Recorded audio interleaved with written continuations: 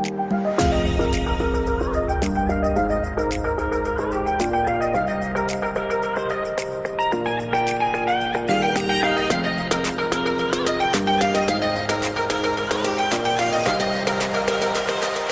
शुरू करें उसके पहले एक बहुत ही महत्वपूर्ण जानकारी। आजकल सिक्के बिकवाने के लिए पार्क चार्जेस, बैंक चार्जेस अथवा रजिस्ट्रेशन शुल्क के नाम पर ठगी की जा रही है। आप सावधान रहें। हमेशा याद रखें, सिक्के बेचने के लिए पैसे नहीं देना है और पूरी दुनिया में एक भी original old coin buyer company नहीं है। सिक्के बिकवाने के नाम पर राजधानी, द करेंसीपीडिया अथवा द करेंसीपीडिया के एम्प्लॉय के नाम से कोई भी पैसों की डिमांड करता है, तब आप तुरंत समझ जाइए कि वह फ्रॉड है। सही, सटीक और अधिक जानकारी के लिए आप द करेंसीपीडिया के सभी वीडियो देखें। आइए शुरू करते हैं।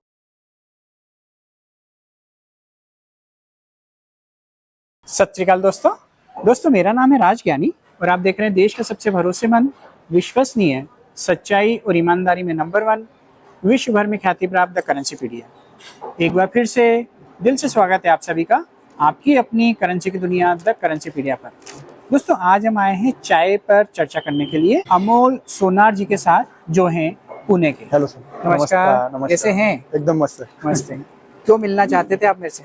सर, मेरे पास कोई कॉइन थे, मेरे दादी के कोई रखे हुए थे पुराने कॉइन्स। हर साल दिवाली आती थी, हम उसकी पूजा करते थे जी, एक कटोरे में रख के पूजा करते। लेकिन आपकी वीडियो देख देख के अभी सोचा कि कुछ उसका ज्ञान मिल जाए या थोड़ा बहुत कुछ वैल्यू मिलता है तो मिल जाए। 2-3 महीने से कंटिन्यू वीडियो देख रहा हूँ। जैसा मुझे लगा इस हिसाब से मैंने वो डिजाइन करके लाया हूँ, जैसे ताकि वो जल्दी के जल्दी आपको समझ में आ जाए। बिल्कुल बाकी कुछ तो आज शौक है ये कलेक्शन का या सिर्फ पूजा में रखे थे तो लेके आए आप? शौक पहले था सर मेरा, लेकिन जमा करके रखता था। लेकिन ऐसा वो आपका वीडियो देखने के बाद पता चला कि वो मिंट, ईयर जी, वो छोटा स्टार, बड़ा स्टार और जीरो, वो पूरा वैल्यू मतलब एग्जैक्ट समझ नहीं आता है जी। हाँ, तो मैंने भी जो मुझे सही लगा उस हिसाब से मैं आपके पास लेके आया हूँ। बहुत अच्छा। हाँ, ताकि आप जल्दी से जल्दी वो ये कर पाए। ऐसा ये जो है सुभाष चंद्र बोस का है 1997, ये इस बुल का है 1995 का। ये राजीव सॉरी इंदिरा गांधी नहीं नेहरू जी का है। और ये अलग ये रेलवे के 150 वर्ष। हाँ, ये तो आप स्टील वाला लाने नहीं बोले थे, इस वजह स्टील वाला लाए नहीं है ज़्यादा। ये संत तुकाराम महाराज, ये 50 पैसे सब 1985, 1980, 1947, 1978, 1985। ये भी 1997 to 1939 का है। ये गेंडे वाला, ही तो स्टील के आपको नहीं लगते, तो ये भी नहीं। कुछ ये वाला ऐसे यूनिक वाले, ये एक है, ये एक है, ये एक है, ये है।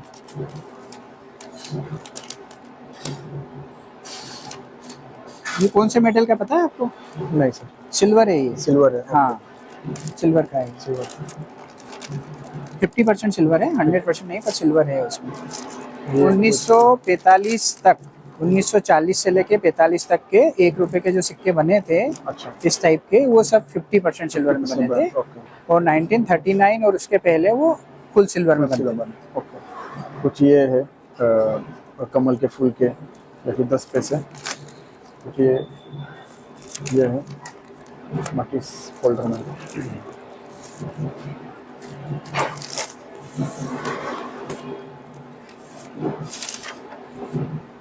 ये 1970, 1968, 1968, 1978 ये है। कुछ ये नोट है, ये तो मुझे नहीं लगता ज़्यादा कुछ वैल्यूबल, फिर भी मैं मेरा इसमें थे तो आपको दिखाने के लिए लेके आया। ये नोटों के जो कॉर्नर मुड़ रहे हैं ना, ये मुड़ना नहीं चाहिए, ये बिल्कुल सीधा होना चाहिए। हाँ, ठीक है सर। तो आज वैल्यूबल नहीं है, लेकिन आगे वैल्यूबल हो सकता है, लेकिन कॉर्नर सीधा होगा तो वैल्यू मिलेगी। ठीक है। मुड़ जाएगा, खराब हो जाएगा तो वैल्यू नहीं मिलेगी। ये इसमें तो अमिताभ वाला साइन का आपने बताया था। हाँ, लेकिन वो इसमें नहीं है, मल्होत्रा का है। वाईवी रेड्डी वाला भी वैल्यूबल होता है, लेकिन उसमें इंसेट आर होना चाहिए। इंसेट पता है आपको? हाँ, हल्का सा आर दिखता है। हाँ, वो वैल्यूबल होता है। हाँ, वो है। ये मोर वाला नोट एक है, 10 का एक नोट है।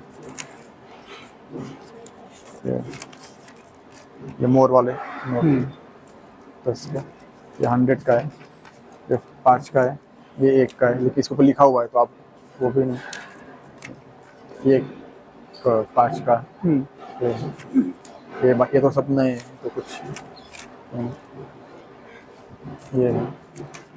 कुछ ये कॉइन्स 1977, 1976, 1975, ये कमल के है, कमल के। मैंने फोन पे आपको पूछा था 1981 का, कुछ तो भी 30,000 ऐसा कुछ तो भी एक कॉइन का बताया था। 1982 का। ये वाला है क्या ना, आज़ादी का, ये 5 का है क्या? ये भी रेयर होगा तो ठीक, नहीं तो फिर नहीं कॉमन है ये भी आज़ादी के। ये 21 हैदराबाद का अवेलेबल होता है, 25 नोएडा है। ओके, आज़ादी के ये इतने ही है।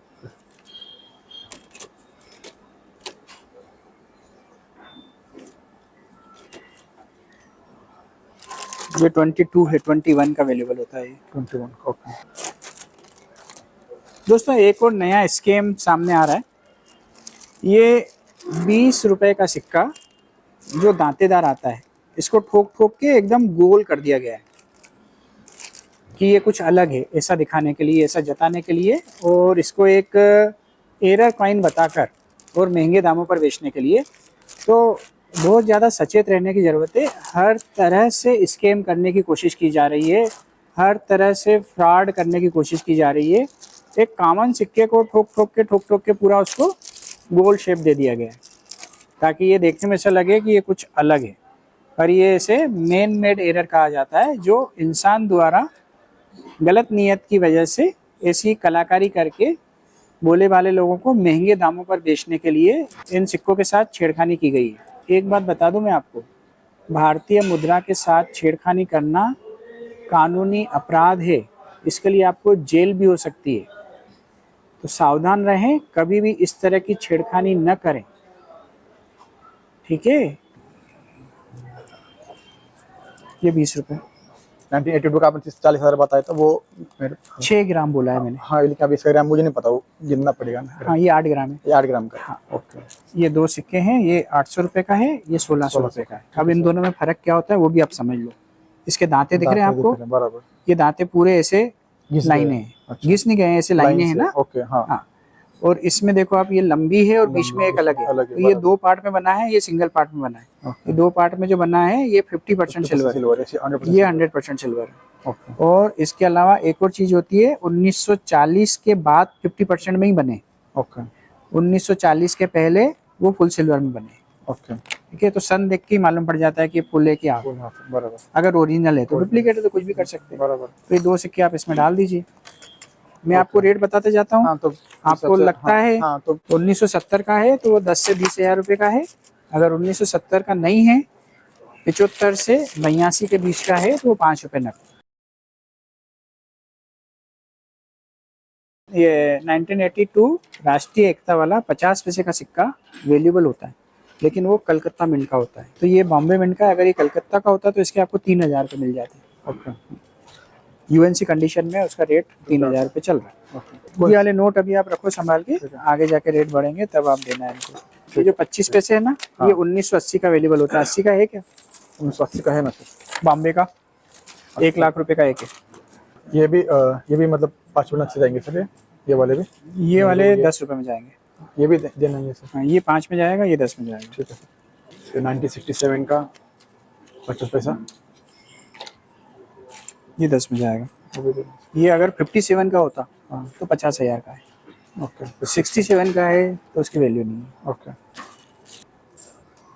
ये तुकाराम महाराज सर? 10 रुपए। ये भी नहीं, ये शिंदे बोल के जो है ये नहीं। ये 20 रुपए का जाएगा। ठीक है सर, वो भी 50 पैसे। कौन सा वैल्यूएबल बोले सर आप? 88 नोएडा, 88। 57 बॉम्बे, 59 बॉम्बे, 89 हैदराबाद। ये देखिए सर, नोएडा के 88, 1988।